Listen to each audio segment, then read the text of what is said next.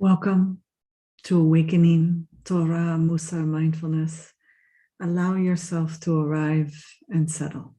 We will begin in 1 minute.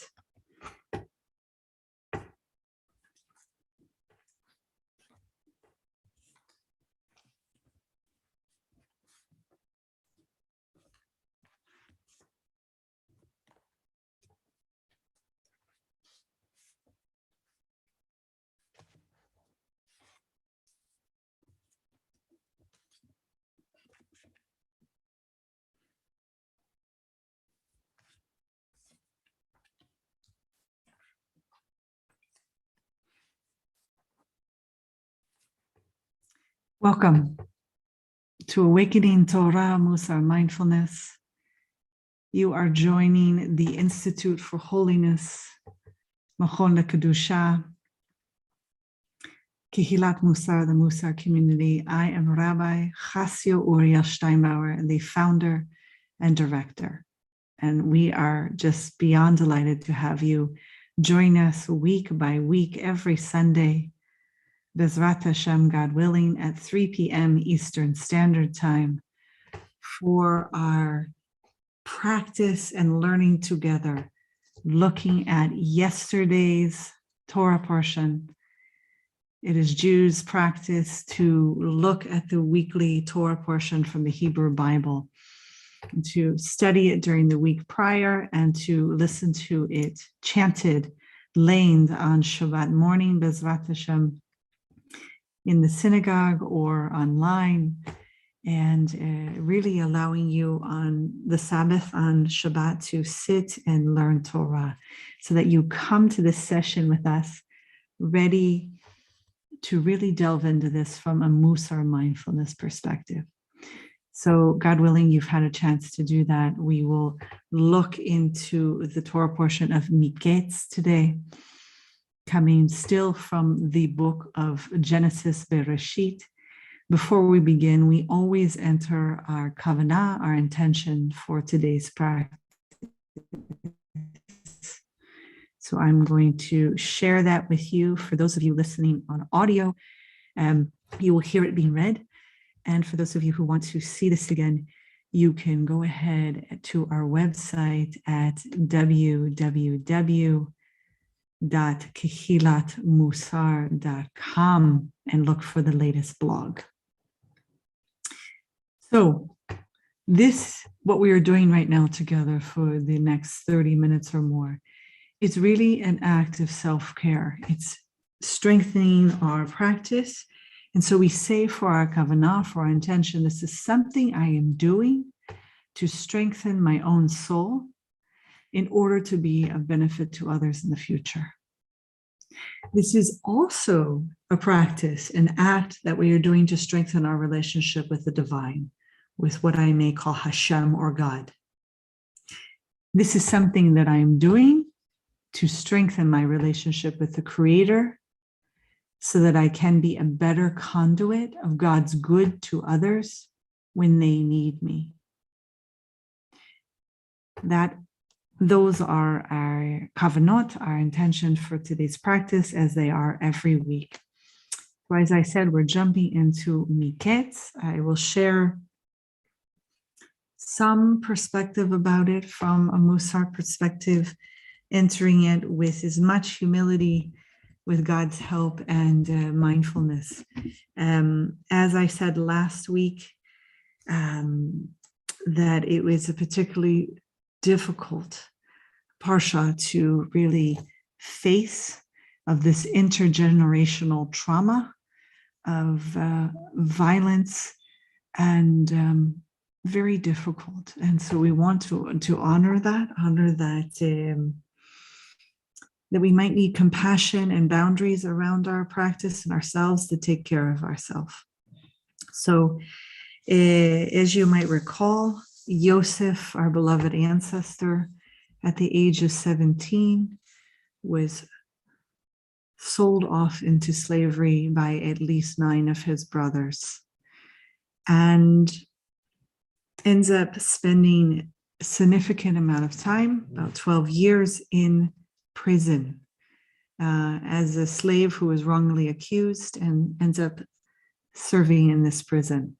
So this is someone who's lost his youth, his vitality, his 20s. He's now in his 30s as we enter Mikkets. And I just want to have us recall that in the previous Parsha, at the end, towards the end, we noticed a shift in the 17-year-old who wasn't aware of his brother's own reaction and response to him sharing his dreams, to him sharing with his father reports about them, to how they encountered and experienced him being favored and loved more by their shared father. So I want us to hold that in mind, that when he actually is in prison with the baker and the cupbearer, we witness him for the first time developing and showing a maturity and an emotional intelligence. And what do I mean by that? So I want to recall here a wonderful quote by a couple of our modern teachers. First here from Gunter Platt, who says that 13 years as a slave, even though at times a privileged one, left their mark on the young man. And he had been his father's favorite, a pampered youth, and that this trauma of near death and subsequent sale of himself into slavery has brought profound change. And gone are kind of the ornamental tunic, that beautiful katonet pasim that he wore, that was a gift from his father. And gone is this kind of easy arrogance. And so we see for the first time a sense of humility, and that his basic qualities are really this faith and trust in God. And in particular, he has this growing wisdom that's indicated by a very minor detail in the last pasuk, where he becomes sensitive to people's faces, which is one of the key practices in being mindful of the other and judging the other favorably, and seeing them as created in the image of God, the soul being often seen and experienced through the face, through the eyes. And so we see him that he is aware of these, this baker and this cupbearer, that how distressed they are. And he says, let me offer, let me help, let God listen to your dreams and interpret them. And he has this sensitivity to this. And it's this newfound, as I said, maturity and wisdom. So we take that with us as we head into Mikkets, that he understood for the first time that someone's upset in front of him, where he was kind of oblivious to this when he was 17, not unlike many of us, to give him the benefit of the doubt and to judge him favorably is part of our practice. So we see that he's really aware, where he hadn't noticed his brother's jealousy and anger, or if he did, he kind of didn't know how to read it or experience it, or maybe even respond to it. So I want to enter with that, this growing sensitivity of Yosef. As we move into Mikkets, again, a very difficult parsha from a different perspective. You know, we're often quick to judge people who may be seen as acting out their anger. This is someone who has lost part of his life. It's almost as if it's a part of death. So we say, like, oh, the brothers didn't kill him, they only enslaved him. There is a little bit of death when you've missed all of your 20s and into your 30s. And to honor that, I want to point out he's stuck in Paro's prison for 12 long years. And that's not something you get back. And so we often see reactions and a clinging and attachment to that we expect when someone's gone through trauma or experience like this, oppression, that they should know that and not take it out on others because they were treated that way. But really, that's a projection. It's a projection on those who are actually fearful of the response that in some ways may be justly or divinely coming to them. But of course, if we want to not cause harm and suffering, we're going to practice not to do that. But let's hold that for a moment, that we hold it for having that attachment to responding to expecting Yosef not to treat his brothers poorly. Because what we're witnessing in Mikkets is someone who is angry, someone who may be acting out a bit of his power. The rabbis and rabbinic exegesis, of course, are going to have their own reading of this to make it more comfortable for themselves, his behavior, which is basically seeing it that he's testing his brothers. I must just offer a lot of compassion to everyone around here, because to the rabbis, wanting to give, our rabbinic ancestors to give the benefit of the doubt to Yosef, but also just honoring that Yosef is a human being. And when he is caught up in the pain and the response of seeing his brothers come down to Egypt, to Mitzrayim, and see them, he's not going to be 100% mindful in this mastermind to, okay, I'm going to test my brothers and see this unfold and know how to work through this. If there is any mindfulness in testing, it's probably changing moment to moment and is a little messy, as it is when we try to mix power and domination and also acceptance and forgiveness. It's muddled, and we witness that here.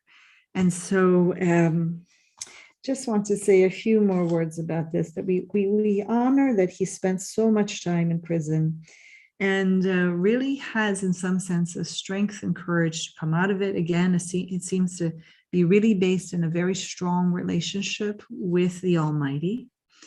And that is really balanced, that bitachon, that trust in God, and also amunah, faith, which is different than bitachon, but we're witnessing him having this strength because of it. So what else do I want to share with you briefly before we practice some more? Okay, so in chapter 42, and the Pesukim 21, so Kaf Aleph through 24, we witness Yosef, who again is like now this second in command in Egypt, helping the Egyptians move through this 7 years of plenty and then 7 years of famine. And his brothers have come down from the land of Canaan because they are experiencing the famine. And they come down to procure food, to save themselves, to keep their families alive. And he witnesses it. He had taken through this experience and dialogue with him, that he had taken Shimon, one of the brothers, and had him bound before the other brothers' eyes.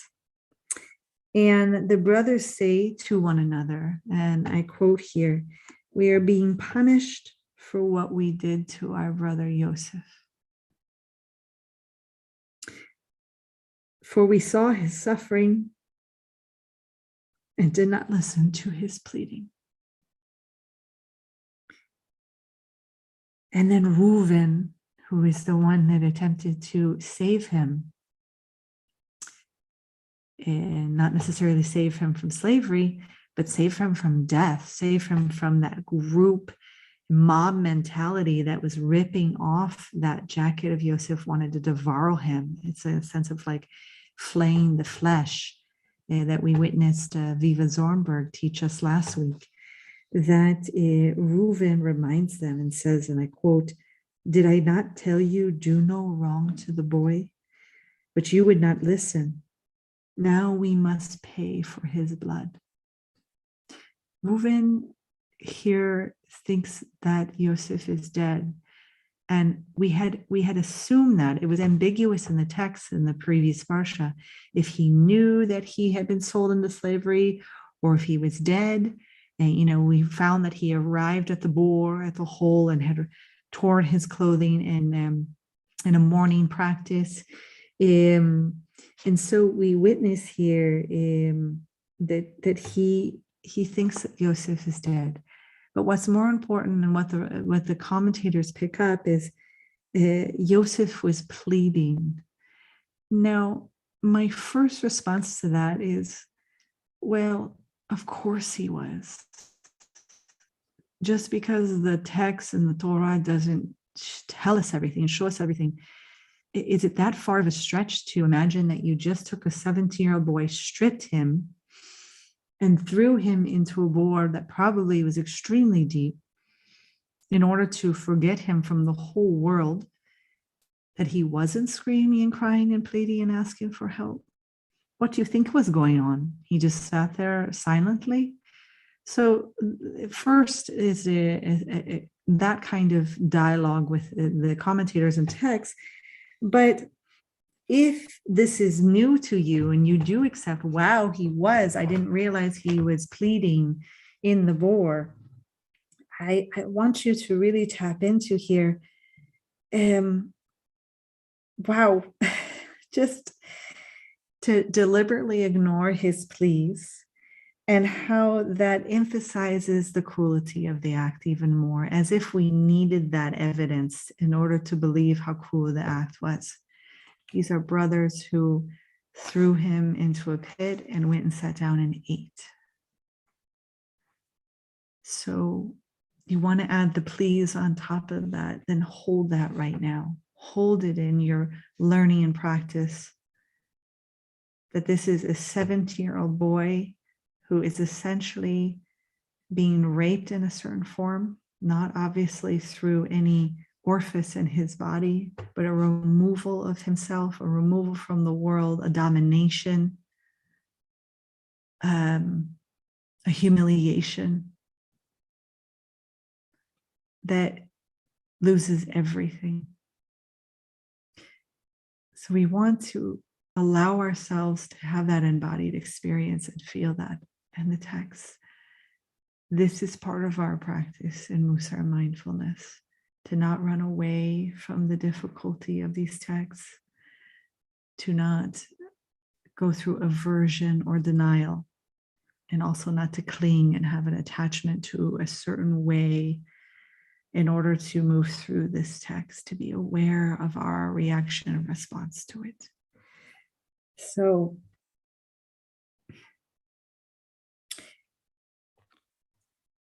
I'm going to give you one last quote where it says that of Yosef's trauma, that his cries in the pit are not recorded in the Torah. And Aviva Zornberg suggests that in the pit, Yosef is an object. Well, he is an object. When you're treated so much that way that people can rip off your clothing to clothe you, humiliate you, dominate you, and throw you in a pit, you're an object already. Okay. That he's an object, and there's no description of his experience, no reference to how he feels. The brothers treat Yosef as a commodity, and Torah does too. Torah does too. And we, the ancestors, carry this and experience it. So recent studies of trauma suggest that where there is no witness to a trauma, and obviously there are many witnesses to this trauma, but they're the ones that are not speaking it and being honest to both their father, themselves, each other, and Yosef. It is difficult to speak about it. One's voice is lost. Yosef's voice is lost. And if one cannot tell the story, part of the self is lost. Okay, we're going to hold that and know that Yosef has this privilege, and so do we. God in the text in the Torah wants us to witness this, to hear this, to know this, to have this insider knowledge. How many of us been through traumatic experiences and wish that we could hear the perpetrator admit that they were wrong and to take responsibility, to know that there is some divine retribution that they're aware of. They're being punished right now, being held responsible. Most of us don't get that in a traumatic experience. So here we're being given a window that Yosef is getting this. It's painful as it is to hear it, that he wept. There is something positive about that, to be able to have that recording, to have that, know that your brothers are aware of what they've done. So I will just go on to say that we want to carry this now into, there's so much that happens in this parsha. Obviously, we're not going to deal with everything, but this is enough. This is enough learning right now for us to sit together in our seated meditation practice. For those of you who need to walk or stand, especially if you're standing, please do so next to a chair to ground you and hold you.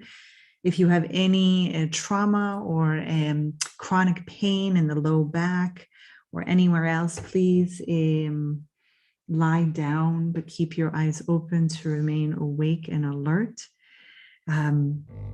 For those of us who are seated, if you're on a zafu, a seated meditation cushion, then allow your knees to feel carried by the earth and the ground. For the rest of us, it is in the feet that we allow this beautiful earth to hold us, to cradle us.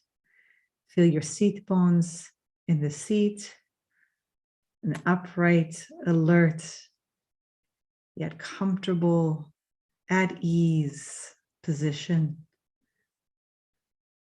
One where your breath can enter greatly. Exhale any tension. Breathe in peace. Exhale tension. Allow yourself to arrive, to settle. Shut your eyes if you feel safe. If you don't, just lower your gaze. You must honor where you are right now. And if you feel strong sensations in the body or strong emotions that feel too much for you, if you ask, can I bear this? Can I sit with this learning and teaching and practice right now? And you are hearing no, honor it. Open your eyes, ground yourself in what is around you right now. For the rest of us who are able to sit and be with this, I will now guide us in a meditation and we'll move into some silence together. Allow your hands to rest either on your heart or in your lap.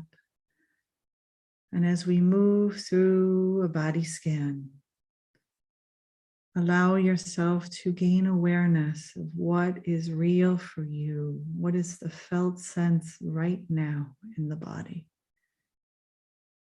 Starting at your head, down your face, your neck and shoulders, your chest. Notice any heat or tension, anything that you may label as unpleasant. Allow yourself to honor whatever is here for you right now. Down to your lower back, down your thighs, to your shins and calves, to your feet and your toes. Don't forget your hands and your palms.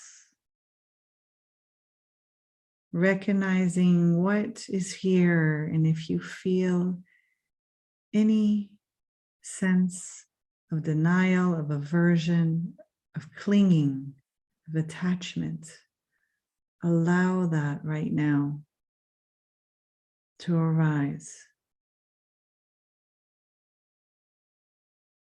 Whatever feels most difficult for you right now,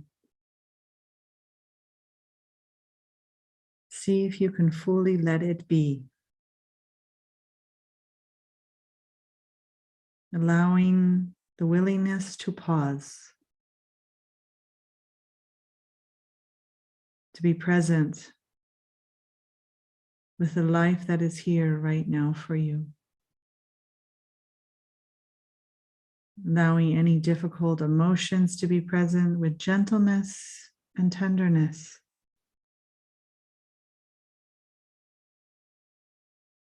You may whisper to yourself, "This too," or "This too shall pass," or "Yes," or "I can hold this.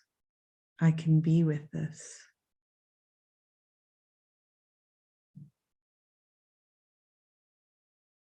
This is about opening to your experience, even when it's unpleasant and perhaps painful.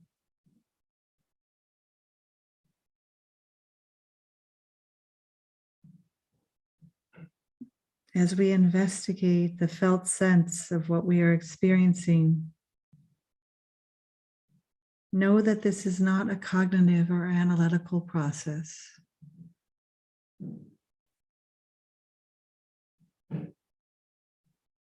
While we may have stories or beliefs, it is simply a portal to our direct experience that we keep returning to the attention in our body.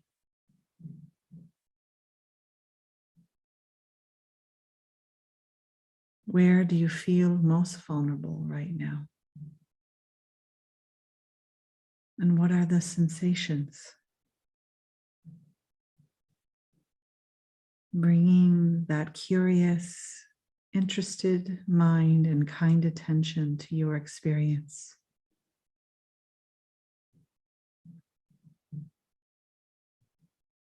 Some of the following questions may be helpful in your investigation. What is the worst part of this?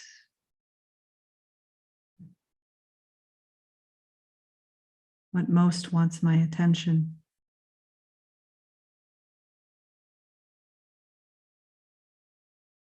What is the most difficult thing I am believing?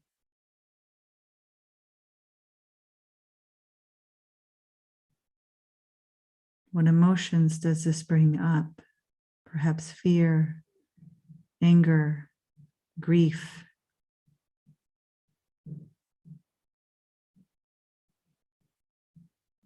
Where do I feel these emotions inside?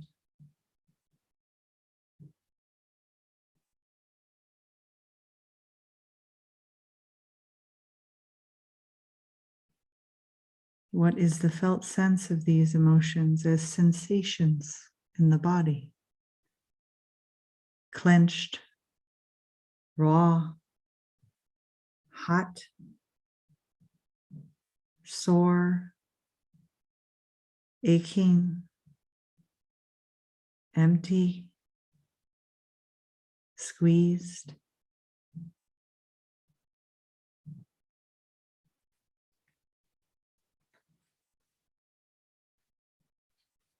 Allow your own self-experience in this moment.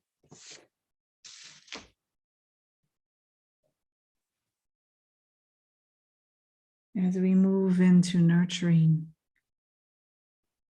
or non-identification for some of us, we stay connected with the vulnerable experience inside. Sense that you are asking and listening from compassionate presence, and kindly ask yourself if the most vulnerable, hurting part of you could communicate. What would it express?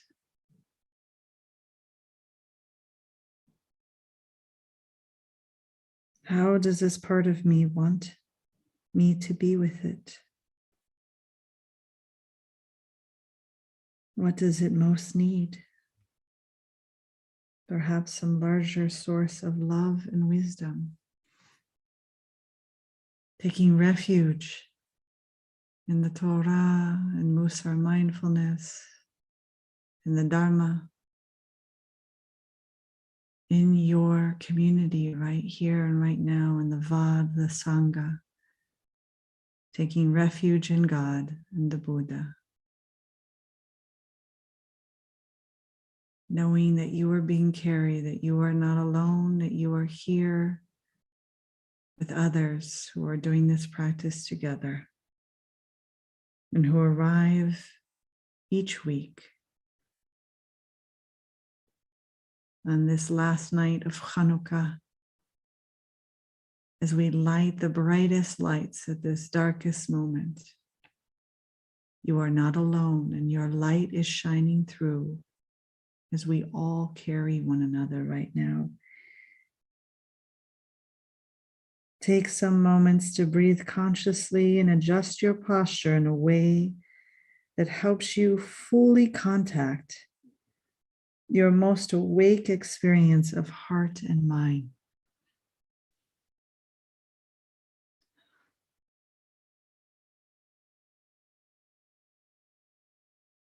Call on your wise, compassionate self. If you don't have that strength right now, call on the wise and compassionate self of a friend, of a family member, a pet, a teacher, a spiritual figure, anyone whose wisdom and love you trust.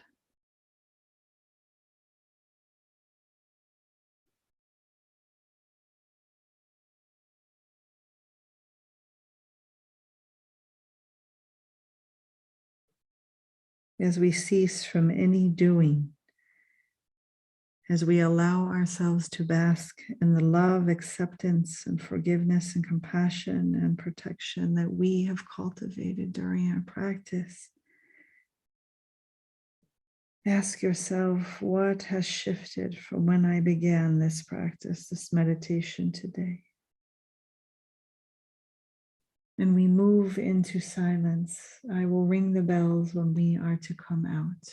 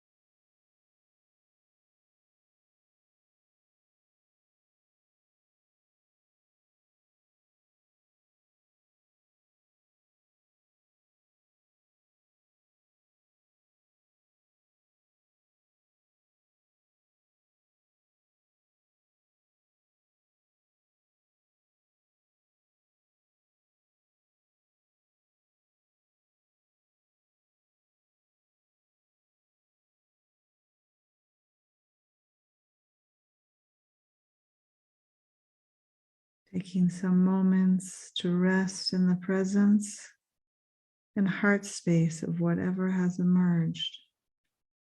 Relaxing with the in-breath and letting it fill you with the out-breath. If you feel any new or residual difficulty, offer an acknowledgement.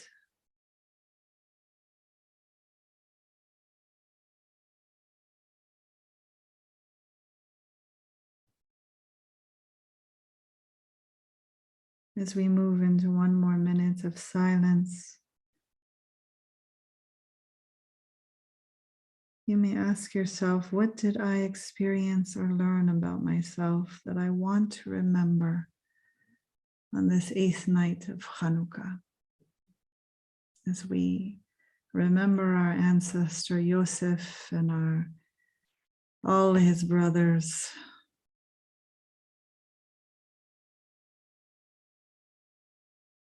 and the growth of one step forward, 2 steps back of even Yosef and everything that he does in Mikkets,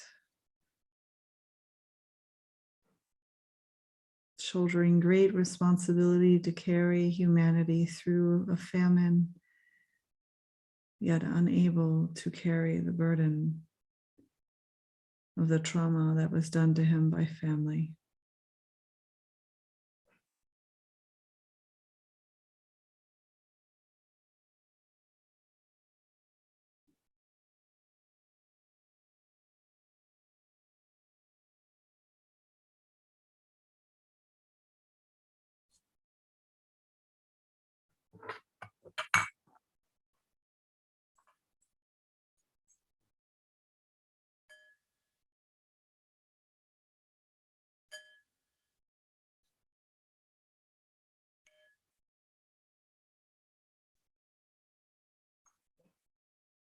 Slowly and gently open your eyes.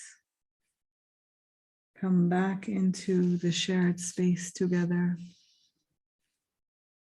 Bow and honor your practice, bowing to God, honoring your community in this practice. Thank you for being here today. I want to thank you for committing and showing up each week as we all attempt to practice and grow together in this holy work as we're on this journey towards Kedusha, to holiness. And as the founder and director of the Institute for Holiness, Kehilat Mussar, I thank you for your donations. We do ask that you contribute any amount for these weekly teachings and sitting together. You may do so through reaching out to us at kehilatmussar@gmail.com. All the information is on our website at kehilatmussar.com. And if you're listening on Insight Timer, there is a way to offer donations. We are live streaming on Facebook, Twitter, LinkedIn, and of course, YouTube, and here on Zoom with all of you now. Thank you. We also welcome sponsorships in memory of someone. May their memory be for a blessing, or in honor of someone that is someone that you turn to for wisdom and trust that you want us to celebrate and bring into our practice and into our hearts.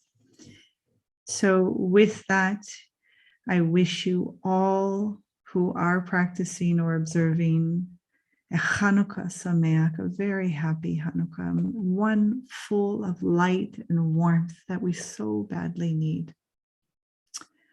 And I look forward to seeing you next week. Please feel free to reach out with comments and questions. We always grow and learn from being in contact with our supporters and those who are part of the Kehilah, the community, and learn and practice Mussar mindfulness with us.